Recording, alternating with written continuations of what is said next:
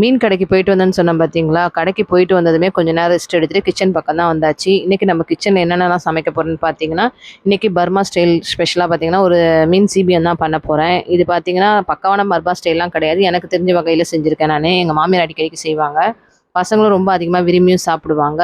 கூடவே சொறா புட்டு, மீன் வறுவல், ரசம், வெண்டைக்காய் ஃப்ரையும் பண்ணிரலான்னு சொல்லிட்டு பிளான் பண்ணி பண்ணிட்டுருந்தேன். இந்த மீன் சீபியம் பண்றதுக்கு பார்த்தீங்கன்னா, ஃபர்ஸ்ட்டு ஒரு கடாயில கொஞ்சமா எண்ணெய் ஊத்தி, இஞ்சி பூண்டு பேஸ்ட்ட நல்லா சுருள வதக்கி எடுத்துறணும். இதுக்கு பார்த்தீங்கன்னா, இஞ்சி பூண்டு வதக்குறது தான் இதோட டேஸ்ட்டே இருக்கு. 2 பெரிய சைஸ் வெங்காயத்த நான் மிக்ஸி ஜார்ல போட்டு நல்லா அரைச்சு எடுத்துக்கிட்டேன். அதையும் சேர்த்து நல்லா வதக்கி விட்டுக்கங்க. கூடவே 2 பழுத்த தக்காளியா பார்த்தா அதையும் அரைச்சு சேர்த்துக்கோங்க.